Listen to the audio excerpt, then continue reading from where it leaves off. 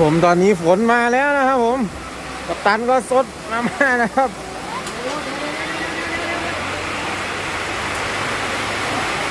ลุงต้มมาม่าไหมลุงไม่กินข้าวนะ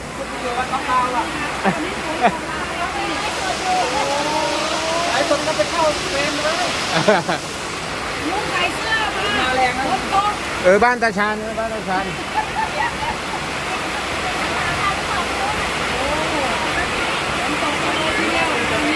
โอ้แรงมากแรงมากช่างพงครับเป็นไงเนาะ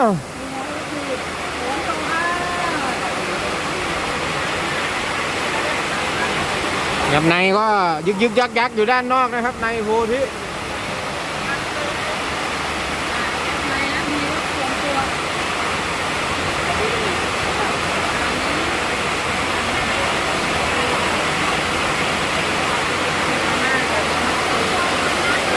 โอ้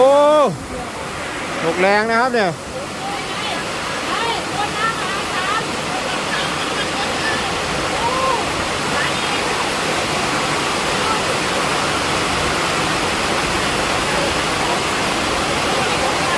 อย่าบอกน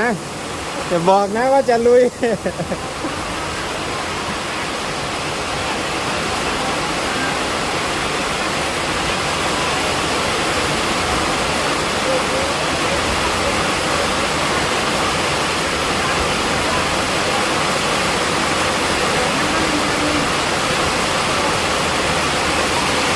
โอ้ดูครับ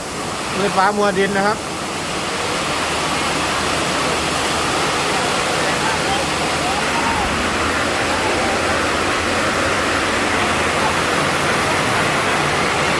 โอ้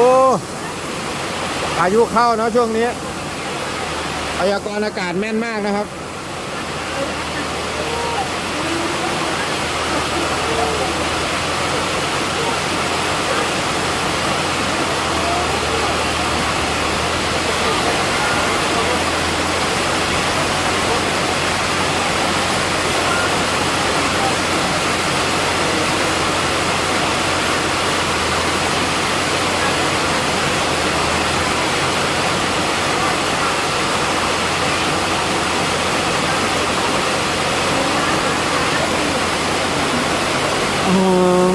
โชว์หวานนะครับโกโกไล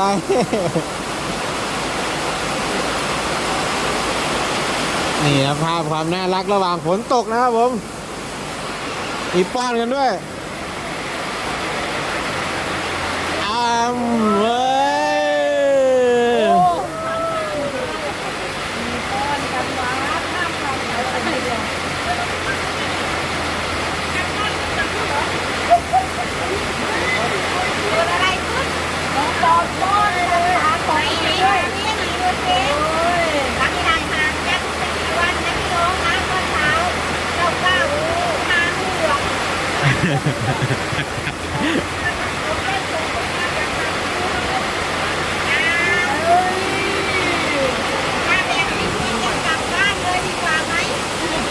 บรรยากาศมันได้ดิ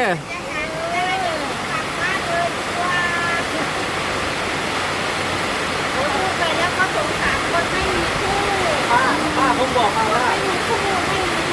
ถ้าให้ผู้หญิงก้อนกับข้าวก้อนกับข้าวเดี๋ยวจะพร้อมข้าวมากินหน่อยเปล่าทำไมถึงผอมจะพร้อมอ๋อจะก้อนกับข้าวให้กันแล้วมันจะร้องป้าร้องแทนผู้สาวเปล่าในไปอะไรอ่ะ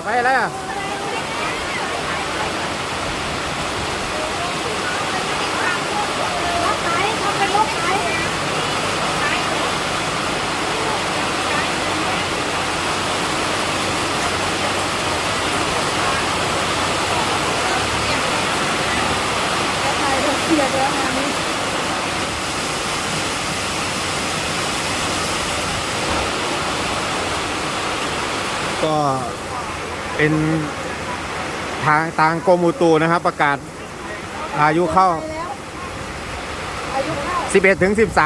13ตอนนี้วันที่13เนาะ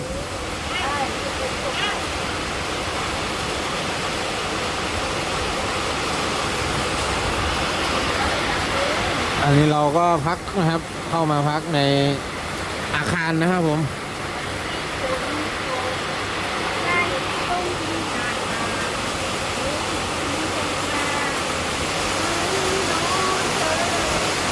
โลโซก็มานะครับผม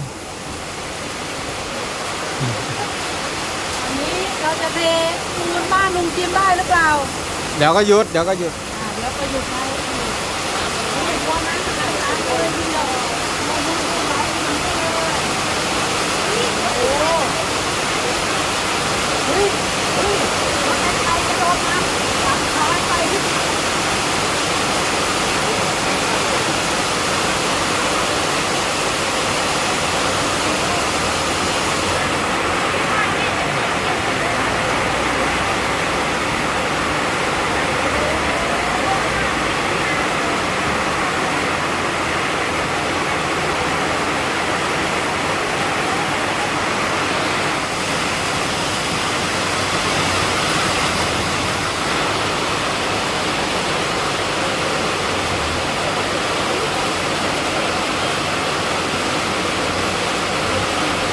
โอเวอร์ไลท์ดูอะไรอ่ะ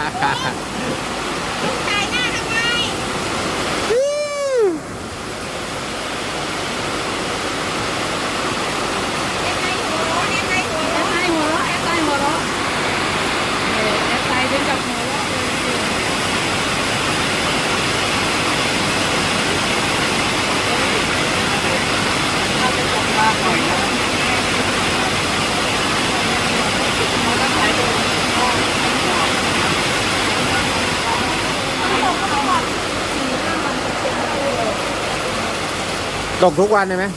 ตกทุกวันเลยค่ะ น้ำดี น้ำดี ทุกวันลุงก็เตรียมที่จะออกไปแล้วลุงเตรียม